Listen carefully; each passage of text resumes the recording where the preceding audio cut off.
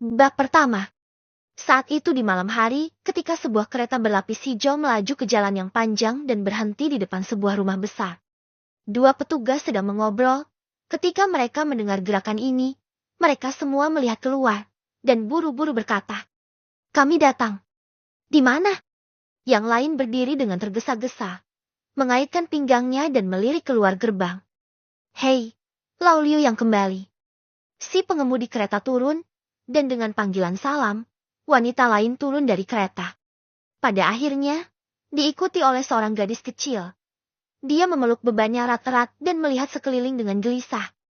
Segala sesuatu di sini sangat aneh baginya, seperti gerbang rumah tinggi, plakat bertatakan emas, dan singa batu dengan gigi dan cakar di gerbang. Yang membuat Li Jiji merasa sangat bingung. "Nona, cepat masuk. Nyonya sedang menunggumu."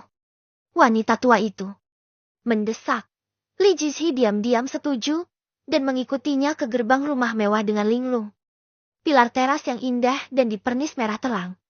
Pagar batu berukir, dan bahkan ubin lantai diukir dengan pola. Sepatu kain kasar berdebu menginjaknya, 120% keluar dari garis. Li Jiji merasa bahwa dia sangat tidak pada tempatnya. Ada banyak pelayan di rumah, dan tatapan yang mereka berikan penuh dengan rasa ingin tahu dan pengawasan, yang membuatnya merasa tidak nyaman. Li Jiji menundukkan kepalanya, menghindari mata orang-orang yang mengintip, dan mengikuti wanita tua itu kaulah. Nyonya Wang menyuruhnya menunggu di sini, dan pergi dengan tergesa-gesa. Tidak ada yang meminta Li Jiji untuk duduk. Dia melihat ke kursi berukir pernis merah terang besar, yang sangat bersih sehingga bisa dibanjiri bayangan orang. Ragu-ragu, dan tetap duduk. Masih memegang bundel kainnya. Dari waktu ke waktu, para pelayan melewati pintu masuk aula, dan kemudian mereka melihat secara diam-diam, dengan tatapan tajam semacam itu.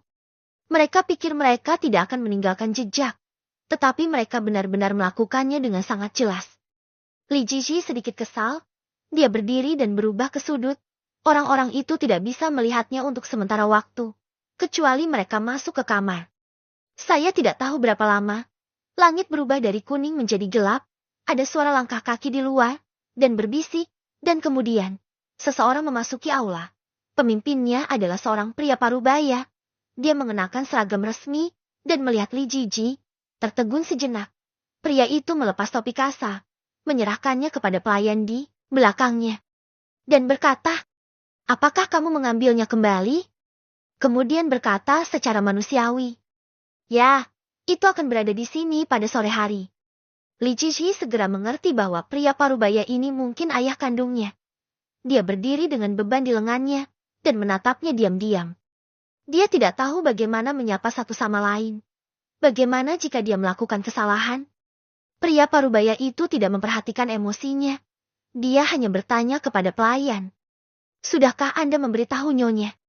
Pelayan itu buru-buru berkata, "Nyonya Wang telah pergi. Nyonya sedang merawat Nona di Taman Wisteria, jadi dia tidak memperhatikan sisi ini." Li Chen mengangguk, dan melambai kepada Li Jiji. "Nak, kemarilah. Biarkan ayah melihatmu." Li Jiji tiba-tiba merasa sedikit lega. Dia menebak sekarang. Ini memang ayahnya. Dia berjalan maju. Saya hanya merasa bahwa pihak lain tinggi, anggun dan baik hati. Li Chen juga menatapnya, dan mengangguk. Seperti Nyonya ketika dia masih muda. Itu benar. Li Chen tiba-tiba teringat sesuatu, dan bertanya lagi. "Lalu bagaimana menurutmu? Semuanya sudah beres?" Pelayan itu buru-buru berkata, "Semuanya sudah beres. Pasangan itu masih berdebat di awal. Mereka bersikeras bahwa kami akan memeras orang, dan menolak untuk membiarkan kami membawa wanita itu pergi. Nyonya Wang berkata untuk pergi dilaporkan kepada pejabat. Mereka takut, dan kemudian memberikan 10 teo perak lagi. Dan mereka dengan senang hati menyerahkannya."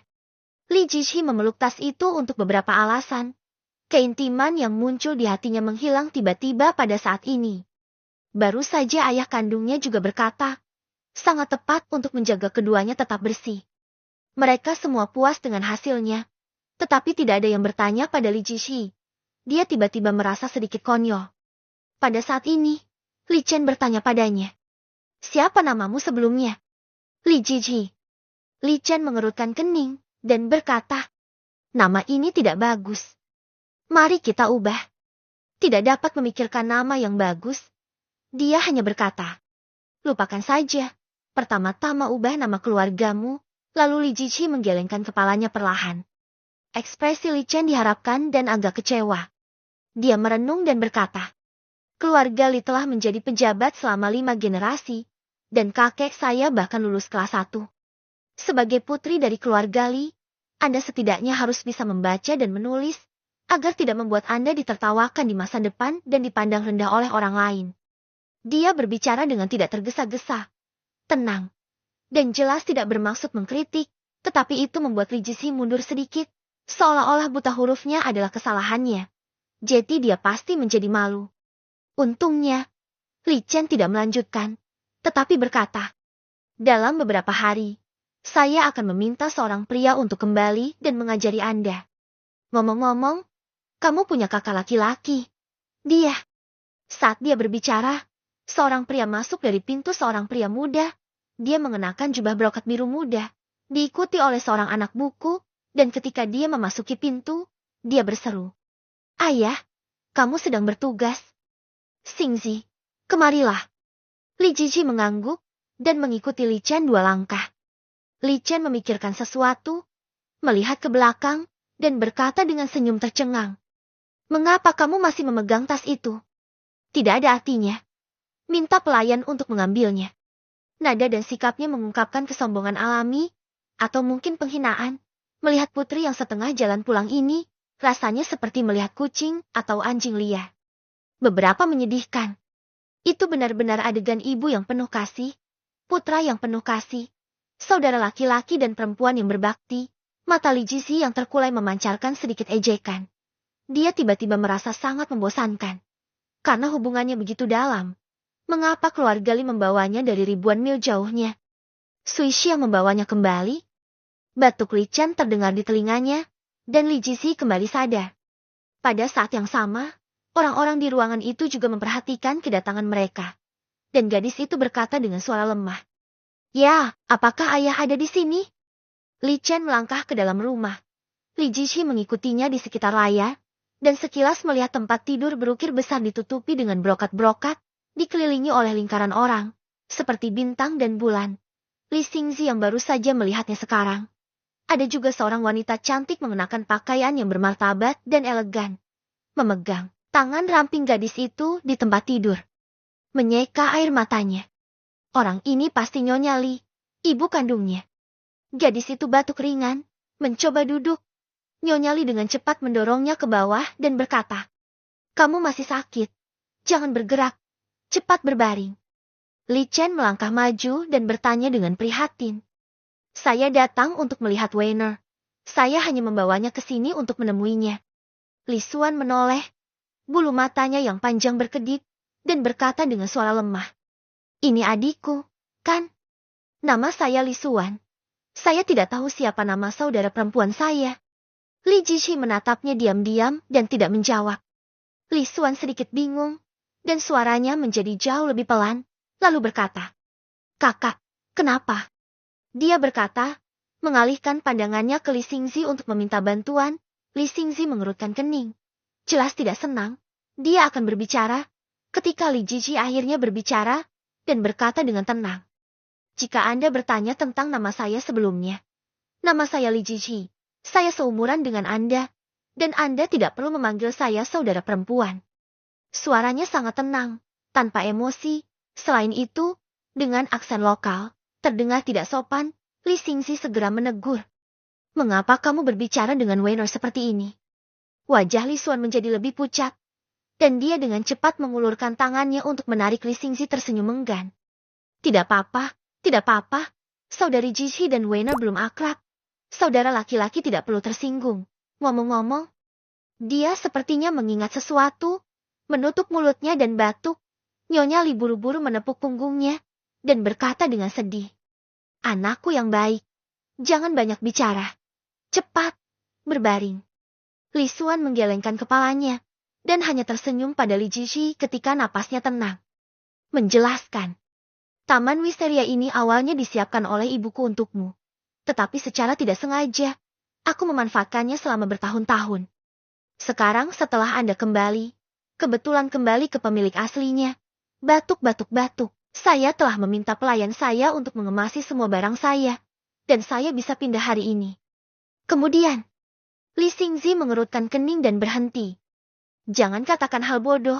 Ada begitu banyak meter dimension. Sulit untuk menyuruh orang keluar lagi. Atur saja satu untuknya. Mengapa kamu harus pindah? Benar. Nyonya Li juga meraih tangannya untuk membujuk.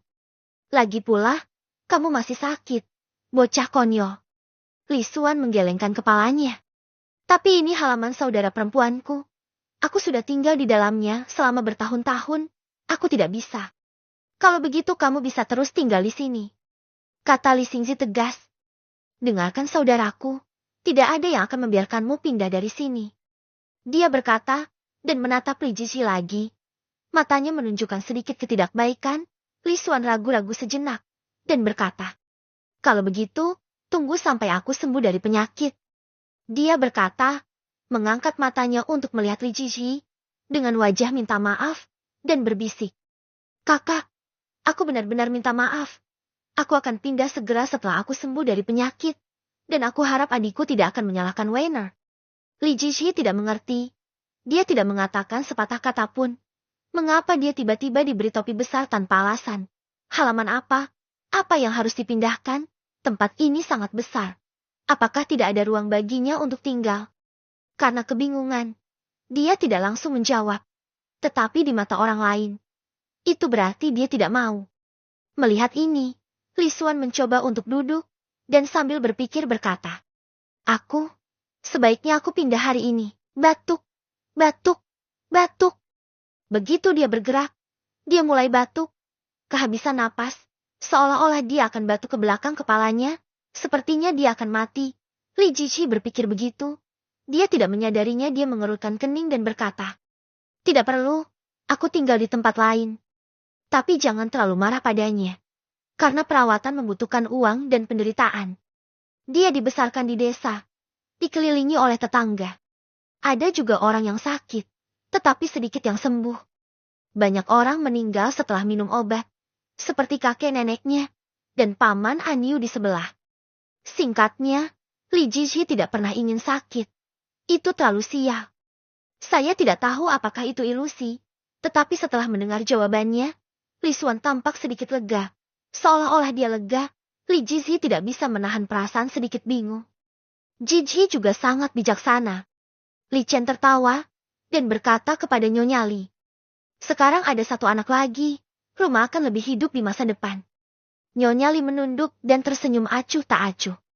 Li Jixi tiba-tiba menyadari bahwa sejak dia memasuki pintu, ibu kandungnya tidak pernah memandangnya secara langsung, apalagi berbicara dengannya. Pihak lain bahkan tidak mau menatapnya, seolah-olah dia adalah orang yang transparan. Mata Li Jixi beralih dari Nyonya Li ke Li Xingzi, seperti halnya kakak laki-lakinya. Mereka sepertinya tidak menyukainya. Li Jixi diatur untuk tinggal di halaman lain, Shuyujai. Jika dia tinggal lebih lama, dia akan mengerti bahwa ini adalah tempat paling terpencil di seluruh Limansion, dekat gerbang sudut, di sebelah jalan panjang, dan toko-toko di jalan Linli. Ada pedagang kaki lima yang menjajakan dari pagi hingga malam, yang sangat bising.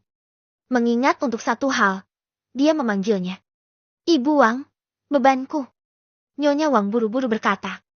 Saya akan mengambilkannya untuk Nona. Dia memang terlihat seperti Nyonya Li. Dia sangat cantik. Tidak selemah Li Xuan. Tetapi mengingatkan orang-orang pada bunga persik liar di pegunungan. Indah dan spiritual. Ada keindahan hangat yang unik baginya ketika dia tersenyum. Nyonya Wang sedikit berhati lembut. Dia adalah seorang lelaki tua di rumah. Dia dapat melihat situasi Li Jixi dengan jelas. Dan dia pergi menjemputnya secara langsung. Dia tidak tahan. Mengingatkan. Nona baru saja kembali ke rumah. Dan mereka tidak akrab dengan Nyonya. Itu normal. Jika Anda menunggu sedikit lebih lama, itu akan menjadi lebih baik. Adapun Nona Weiner, jangan berdebat dengannya. Dan jangan pedulikan dia. Bagaimanapun, Anda adalah Nona Li Mansion yang asli. Dan Anda memiliki hubungan darah. Li Jixi tertegun sejenak, memegang bebannya dan berkata, Aku tahu. Ini adalah berbohong untuk mengatakan bahwa Anda tidak bisa kalah. Tetapi Anda tidak berharap untuk dilihat dengan mudah, yang membuat Li Jiji sedikit malu dan malu. Tetapi di sisi lain, dia sedikit berterima kasih atas saran Ibu Wang. Setelah Nyonya Wang pergi, Li Jiji berdiri di sana sebentar sebelum beristirahat. Dia membuka tas dan tertegun. Bagaimana? Saat itu sudah larut malam.